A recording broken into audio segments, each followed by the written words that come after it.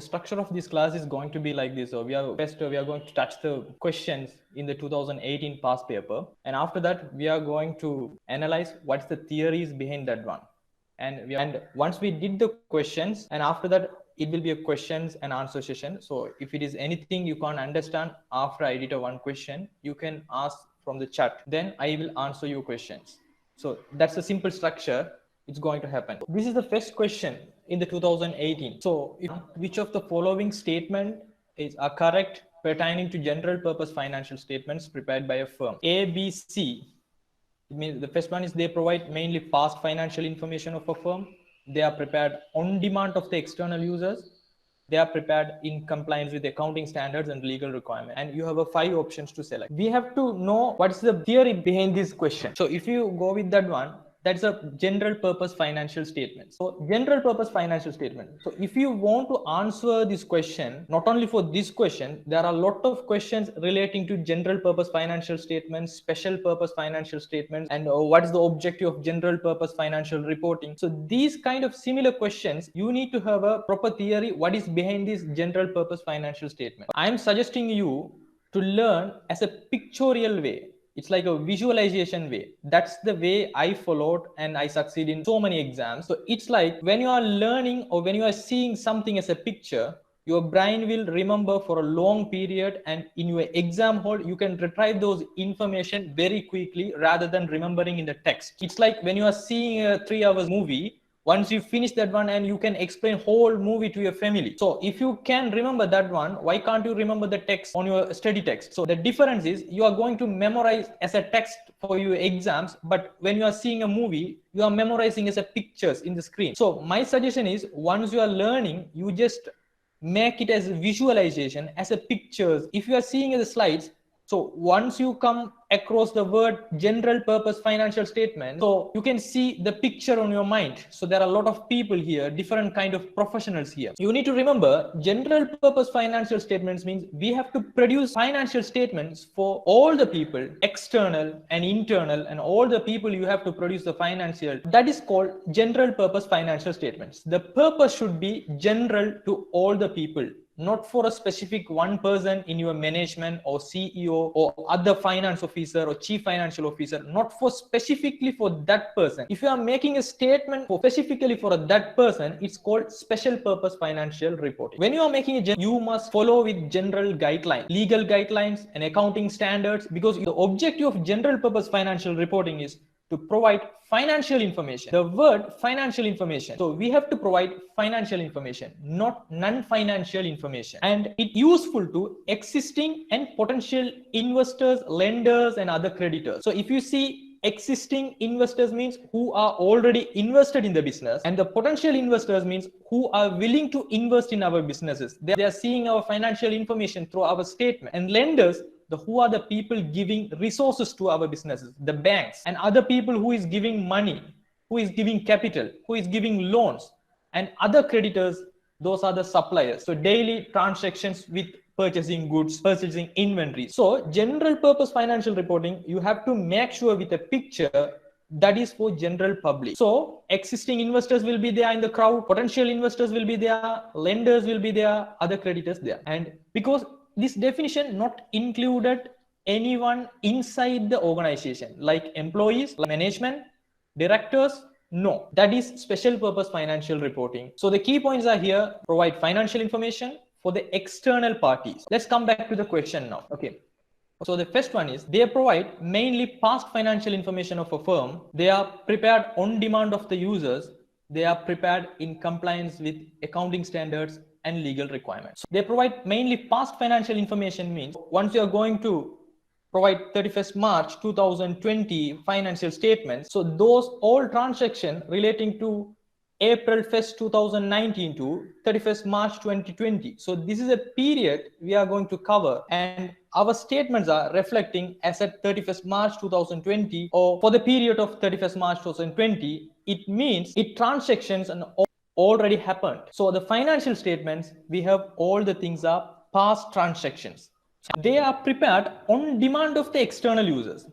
So here the word you must consider is on demand. As I said, we are providing financial reporting general purpose that is for external users, but not on demand. So on demand in the sense, okay, they are coming to us, okay, I need a financial statements, just prepare and give me. It's like on demand. It's not like that. So we have to produce at a certain date after our year. So that is not on demand of the external users. So we can't consider as a characteristic. And this third one, they are prepared in compliance with accounting standards and legal requirements. Accounting standards and legal requirements should be comply with general purpose financial reporting is we are going to produce the financial statements not for a person in our organization. That is for entire public. So it should be compliance with accounting standards and also legal requirements. So it will make a sense. So the answer probably A and C only, the third one. If you understand this concept, general purpose financial statement, okay, let's move to the other question. The second question, use the following information to answer questions number 2, 3, 4. So there are 3 questions. So there are 1, 2, 3, 4, 5 transactions are there. In accounting, the very important, the dates. Normally, the questions will trick you with the dates because students are very lack on focusing on what specific date is mentioned in the questions. So the examiners, if they want to make you tricky, they will come up with the dates, different dates, and they will trick you and make you fall in the question. So these all transactions are happened in 2018, and this is a Sri Lankan format date. So the middle one should be months. So here March, but the final one is April. And if you are come to the question, the accounting equation which shows the net impact. So examiner highlighted, we need a net impact, not the whole thing. So you don't need to make it in your good handwriting and writing in your paper. So you can make as a draft calculation, and also you have to come up with a net impact. Don't waste the time in the exam. These kind of questions, there are some tricks if you follow, you can save a lot of time. When you come to the questions, it asks 31st March 2018. Above transaction in Nihal's business as at 31st March 2018. If you see the final one, that is 2nd April 2018. That is not relevant to our question. So the accounting theory behind this one is double entry bookkeeping system. So if you understand the double entry bookkeeping system, here's the theory behind that one. So that is on the left hand and also credits on your right hand. It should be balanced. So the values from every business transactions are entered twice. Every transaction have a dual effect.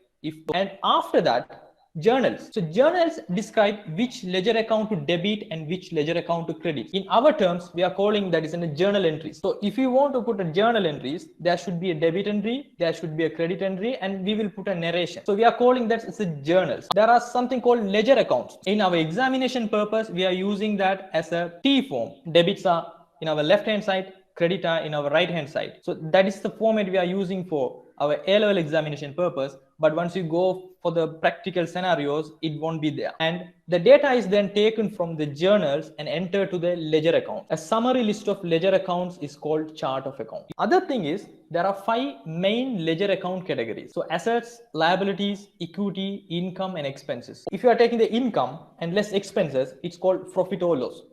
So those are the temporary accounts. After the year end, we will move that profit or loss, that means income less expenses, to the retained earnings. It will go to our balance sheet. The profit or loss is moved to the equity account, thus clearing the temporary accounts each financial year. Permanent accounts are not cleared. So here the concept of temporary accounts means income and also expenses. It means if you are taking assets, liabilities, and equities, those are permanent accounts. Why we are calling as a permanent account is it will carry forward 1 year to another year. So come back to the questions here. The first one is March 1st, 2018, purchase of goods costing rupees 150,000 from Upasena on credit. So here you have to understand there are some words, purchase of goods costing rupees 150,000 from Upasena on credit. Every transaction, they have a dual effect. So for the questions relating to the accounting equations, normally you have to think in the which one is increasing and which one is decreasing, not in the way of debit and credit. If you are going to think about, okay, which account is going to debit and which account is going to credit, it won't be that much of intuitive or effective in the accounting equations questions. Just look at the first one, purchase of goods costing. Purchase of goods costing rupees 150,000 from Upasena on credit. So first you will have a inventory. It means some goods you will have for 150,000 worth. After that, you will have to pay for them. So here, what you are going to get is some kind of goods. In accounting, goods means those are inventories. So if you are hearing a word goods, it means you are going to buy and going to sell to someone. If you are going to buy, okay, so you are going to have an inventory of worth of 150,000. We will make it as 150. So there will be an increase in 150 in the form of inventory.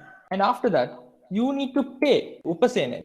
That is a liability. Purchase of goods costing rupees 150,000 from Upasena on credit. Then second one, return of goods costing rupees 30,000 to Upasena. So now what happened is, in the March 1st, you purchased some goods from him, and because of some of the reasons, it might be the good might be obsolete or something happened, you are going to return that goods. So what will happen?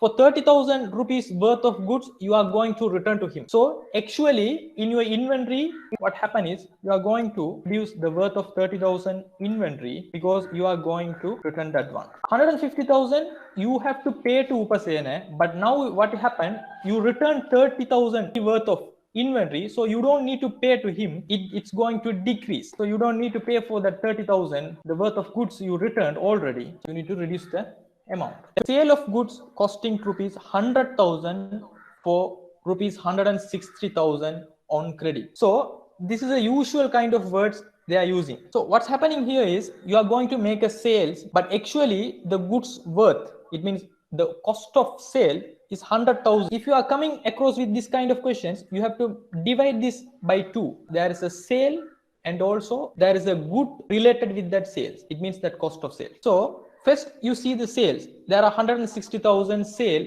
for credit. We are not going to receive any cash because that is a credit sale. Instead of cash, what you will going to have is the receivables. So you have a receivable. The worth is 160,000 because the customer should pay 160,000 worth. And also in other side, we don't have any liability because we need to receive the money. So we don't have any liability. So what will happen? And income automatically will go to equity as a retained earnings. So now we have a net impact. So income will increase the equity and expenses will decrease the equity as profit will increase the equity and income. That 100,000 worth of goods. Now goods are inventory and that are assets. So now you are going to lose 100,000 worth of goods on your inventory. That 100,000 is the cost of your sales. So cost of sales means that is an expense. If it is an expense increase, that expense will reduce your equity. You have to reduce that 100,000 as an expense. So now automatically what will come is 160 minus 100, that is an 60 rupees profit. So the profit is automatically increasing that equity. Payment of sales commission of rupees 10,000.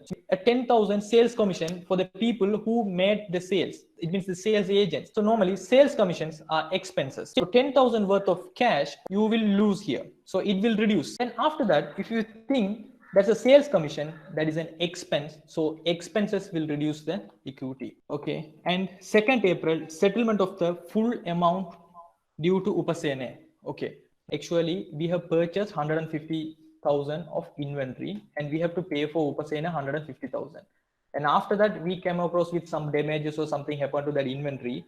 We returned that inventory amount 30,000 because not full amount damaged, only 30,000 worth of inventory has damaged. So we returned that inventory 30,000. So we don't need to pay for that 30,000 we returned, and also we don't have that inventory in our assets. So we reduced our inventory and also we reduced the amount to pay to Upasena. So now actually how much we have to pay is 150 minus 30, it will be 120. So that is the amount we have to pay in which month? That is 31st March 2018.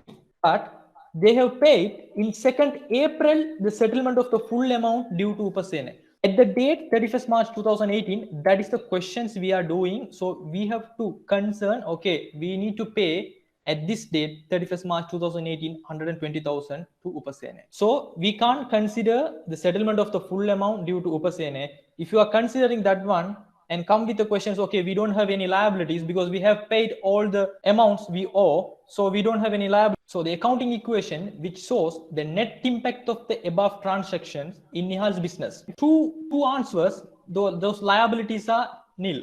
It means what? They are tricky with the questions. April 2nd, settlement of the full amount due to Upasene, and you are not considering about these dates, and you are recording all the transaction in your equation, and you assumed, okay, we have settled all the amounts, so there are no liabilities, and we have to limit our answers within 1 or 2. What's the answer here? We have to pay 120,000 to Upasene. So there's 120,000 here. After that one, if you realize, okay, there are other 120,000 also here, we have to find other figure. If you want to save a time, make sure you are going to calculate with the easy things. In the equity side, if you see the equity side, only we have 3 entries: 160 income increased, then cost of sales 100 decreased, and also an expense. You come up with the answer, the third one.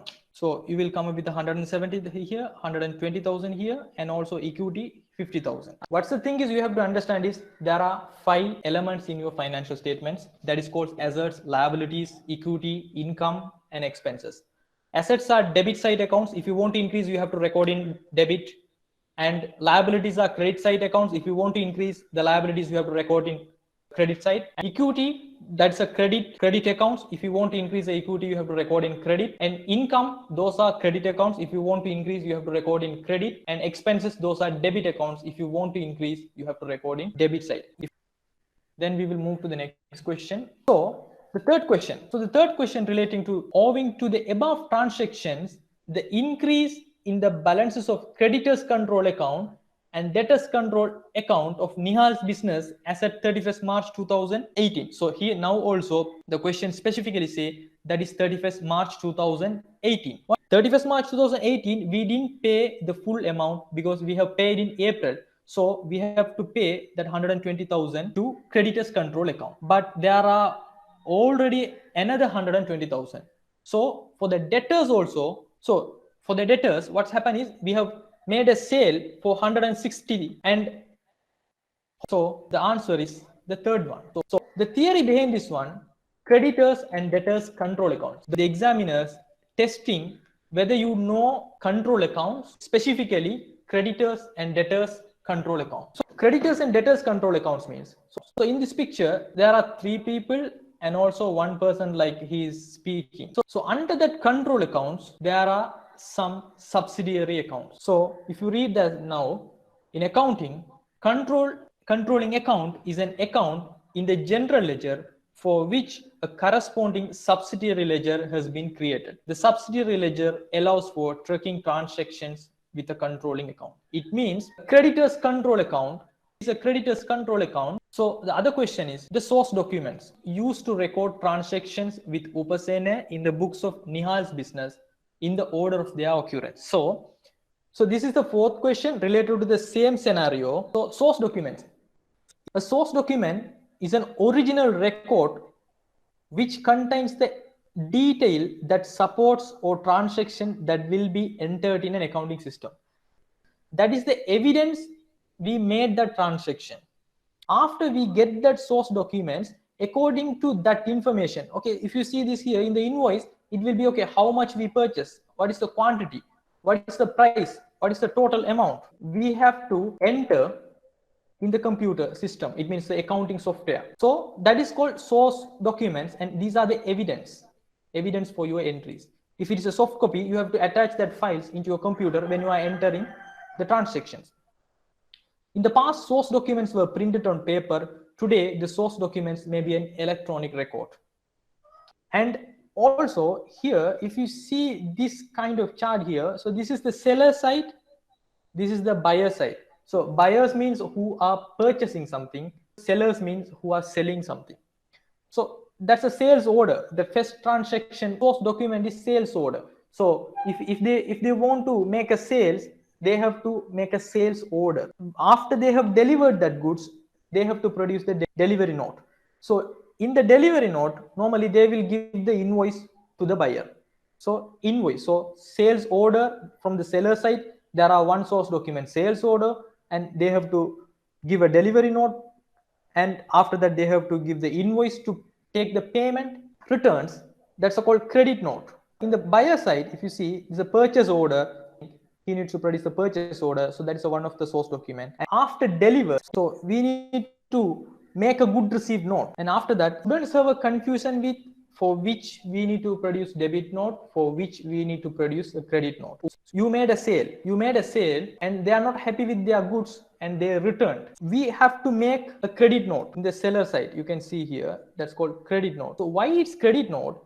When we are making a sales, we are recording in the debit side of the receivables. It means we made a sale, so we increased our sales, and also receivables also increased because we need to have a payment from them. So we made a debit entry in the receivable for an amount that we are going to receive. We are going to reduce the receivables after they have returned the goods. So we are going to make a credit entry in the receivable account. Because of that one, it's called credit note. So remember, if it is a credit note, if you want to reduce with some credit entry, it should be receivable payables. If you want to reduce the payables, you have to record in the debit side. So that should be debit note. So if you want to reduce and if you are coming with a debit note, you are a purchaser now. So you are purchased something, but you are not happy with the good and you are going to make a return. Now it's not a sales return, it's called purchase return. So in the purchase return, when you made a purchase, you recorded in the credit side, you need to pay for them. So you need to pay for that payable.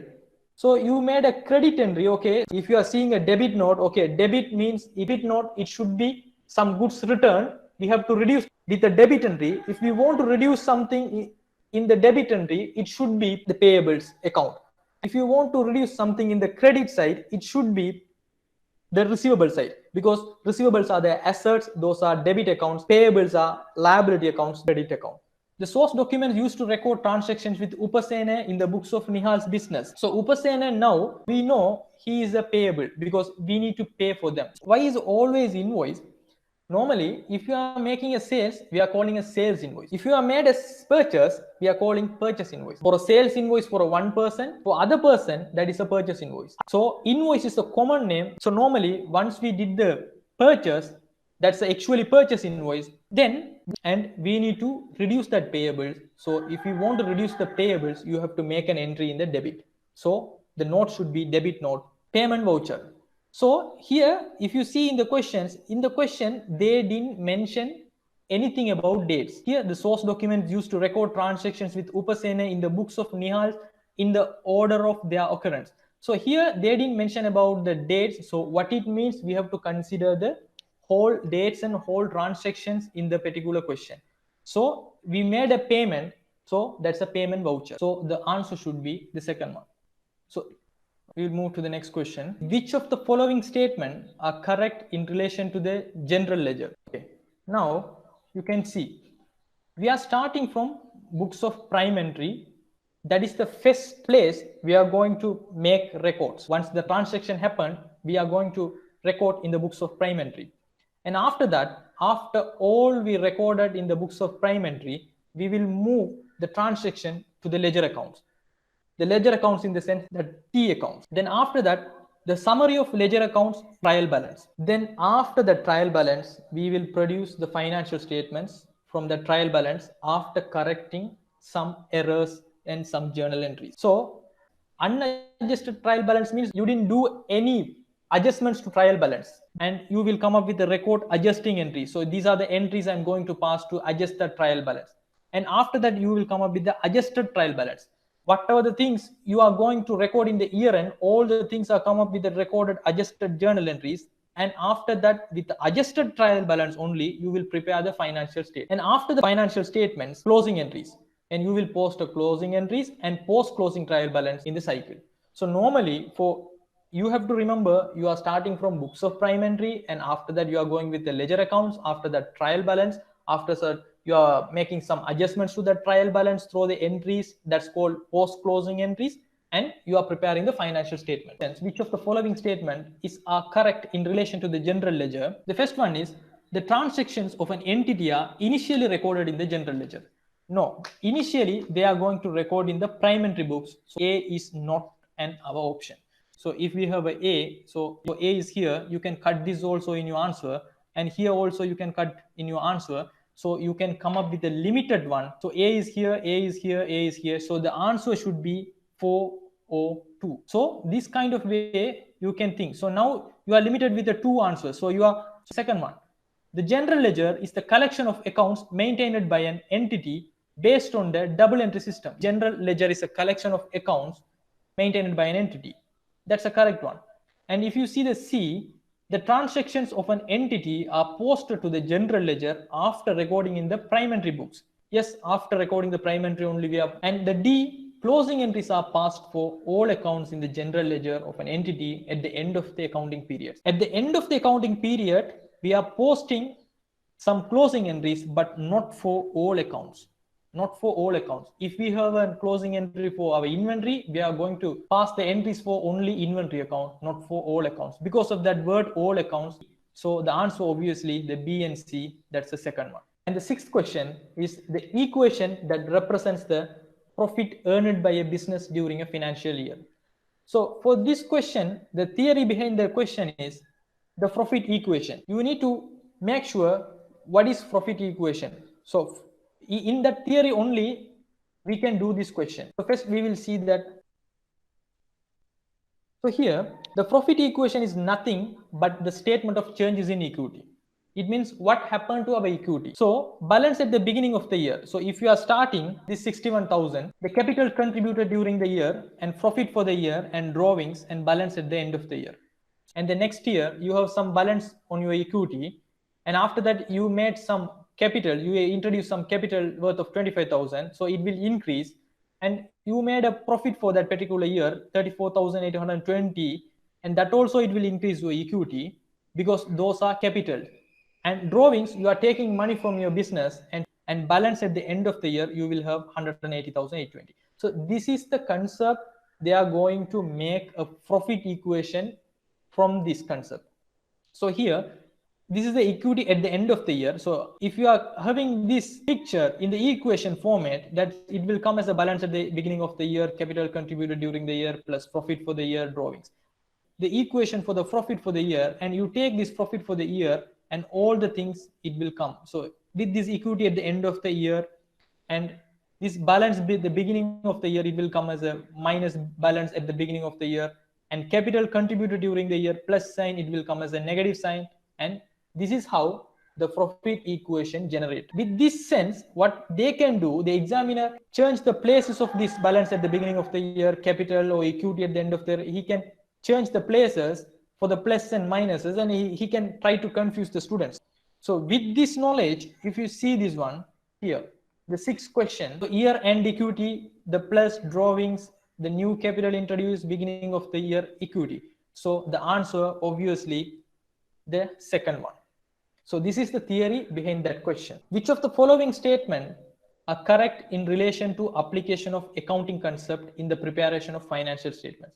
So there are 3 statements and 5 options to select. So the theory behind this one is accounting concept. So accounting concepts for A-level students, so you need to make sure you are clear with some particular concepts like business entity, going concern, consistency, accruals, matching, materiality, money measurement, accounting period concept, cost concept, dual aspect concept, recognition concept, full disclosure concept.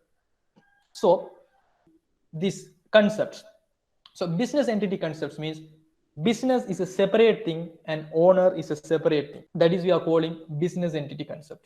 Going concern concept is you are not going to make financial statements for only for 1 year. It means you have a big picture. That means you are going to run your business for future more than 1 year. That is called going concern concept. Because of that one only, you are classifying current assets and non-current assets. Consistency concept means your accounting policies and you have to be consistent year to year. So you can't choose for the 2019 or straight line basis, and 2020, okay, I will choose a reduced line method. You can't do that one. So consistently you have to follow a one accounting policy. That is a consistency concept. And if you are coming with an accruals concept, so accrual concepts means whether you receive the money or not receive the money, if you make a sales, you have to record that as an income, because we are not going to rely with whether we receive the case or not receive the case as an accrual basis, that is an income. Like that, whether you pay the cash or not pay the case, if you incurred some expenses, you have to record that as an expenses. And matching concept, whatever the revenue we generated, we have to match that revenue with the costs, the expenses. That's why in the income statement we have a revenue, we are matching with revenue with the cost of sales and also other expenses. That is called matching concept. And other one is materiality concept. So materiality concept, in the sense you have to record for assets only for material. You buy some stationery items, you are going to make that as an expense because those are non-material.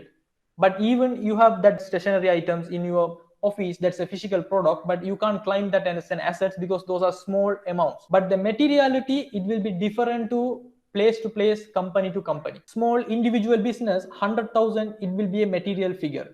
But for a large company, that 100,000, it's not a material figure. Only 1 million, it will be a material. So that materiality will be changed according to the nature of the business, according to the size of the business. And money measurement concept, whatever the thing we can only measure with money only, we can record in the financial statements. So if you have an employee, like a very quality employee, very hardworking mind, but you can't show that employee in your financial statement as an asset, because of why you can't measure the quality of the human, because people are different. You can't measure them with the money. Only the things we can measure with the money only we can record in the financial statement. An accounting period concept, we have to produce financial statements for a particular period. So normally that is for a 1 year period. That is accounting period concept. And cost concept, it means historical costs. Whatever the transactions happened, we are going to record in the cost concept. And dual aspect, as I already explained, that's a double entries. Every transaction have a debit and credit. And recognition concept, there are some criteria. It means if you are taking the assets, there are some criteria to recognize an assets. If you are taking liabilities, there are some criteria to recognize. And full disclosure for some particular things in the financial statements, they have a requirement to full disclosure the concept. So those are the similar concepts you have to know to answer A-level questions. So if you are come back to the questions, so which of the following statements are correct in relation to application of accounting concept in the preparation of financial statements? So equity is identified as a separate element in financial statement in line with the entity concept. So what they are trying to say you, because of why we have identified equity, because the equity means whatever the things come up with the owners. So owner's capital, so owner's profit. In the entity, we are considering the entity is a separate part from our owners. Because of that one, we are having a separate item called equity and showing this much of equity. We have to pay, it's like a liability, but we are calling as an equity. That much of amount we have to pay to the owners. So that is called equity. Because of we are considering as a owner as a different person from the entity. Because of that one, we have an equity account. That's correct. And the second one, the B, going concern concept provides the basis for classification of assets and liabilities as current and non-current in the financial statements. So why we need to classify current assets and non-current assets? Because the current assets means whatever the assets make it as a liquid in 1 year period, and economic benefits more than 1 year we are classifying in the non-current assets. If we have a economic benefits less than 1 year, we are classifying as a current assets. We have a foreseeable future. We are thinking, okay, I'm not going to stop my business within 1 year, run my business for my, so in this asset I'm going to have a benefit within 1 year, and this asset I'm going to have a benefit more than 1 year, because we are thinking, okay, in the going concern way, I'm going to run this business for a long period. So that also correct. And the recognition of depreciation for each period in the income statement in line with the matching concept. Yes, because so each period, 2000, if you are taking 2019, 2020, for particular period, we are booking the depreciation. Because of why? We use that asset for a particular period. It means if you are using that asset for 2018, and you have to book that depreciation for that particular year, because you are matching the use of that asset, that benefits you receive, with the what you forgone for that asset, that called depreciation. So that is matching concept. So the all three statements are matched with the concept. For the seventh one, the answer should be the fifth one. So all A, B, and C. Which of the following measurement basis can be used to measure the elements of financial statements as per Sri Lankan accounting standards? behind Sri Lanka accounting standards, measurement basis. So you need to familiar with this concept, measurement of financial statements, elements. So here, you need to measure the items in the income statements and balance sheet and exchanges of equity and other things. If you have like a material things, so kilograms and liters, and you can measure that item. So in the financial statements, there are four categories, four items. It means historical cost and current cost and realizable value and also present value. So these are the items you can use to measure according to the accounting standards. So in the historical cost, mean assets and liabilities are recorded at the amount of cash paid. It means historically how much you paid, you have to keep that asset. Just assume you bought an asset in 1990 for 100,000 and you are keeping that asset as an amount of 100,000 in the balance sheet. But actually you are going to sell that asset, it will be a million values. But you are keeping that asset in the 100,000 because you are measuring that assets in the historical cost basis. That's the one kind of measurement base you can use in according to the accounting standard. Measurement is fair value. So simply fair value means market value. So you are going to the market and you are going to sell the asset, how much you have to pay. So assets and liabilities are recorded at the market rates called fair value. And current cost means assets and liabilities are recorded at the amount of cash that would be paid if the same assets or liabilities acquired currently. So at the moment, if we are going to sell that asset or at the moment you are going to settle that liability, how much you have to pay, that called current cost. In that way also you can measure. And other one is realizable value or settlement value. So assets and liabilities are carried at the amount of cash that could be currently obtained by selling the asset or settlements respectively. So how much you can realize, how much you can sell the asset, that called realizable value, or how much you have to pay if you want to settle that liability, that called settlement value. And other one is present value. Present value means those are the discounted values. Okay, so hope it will be it's okay for your syllabus to understand, okay, there are four methods and this is a fair value, it's not a measurement way, can be in the question. So historical cost, fair value, current cost, realizable value, present value. You have to remember. So with that knowledge, if you are go here, which of the following measurement bases can be used to measure the elements of financial statements as per Sri Lanka accounting standards? Yes, we have a historical cost, we have a fair value, we have a realizable value, we have a present value. So we can measure from all the things. So all will be the answer, A, B, C. So you have to remember there are four measurement bases in the financial statements according to the accounting standard. Other question, the ninth question is the qualitative characteristic of accounting information that is most protected when leases are classified as finance and operating as per LK7. Now the lease accounting standard has been changed. Now it's called LK17 is replaced by SLFRS 16.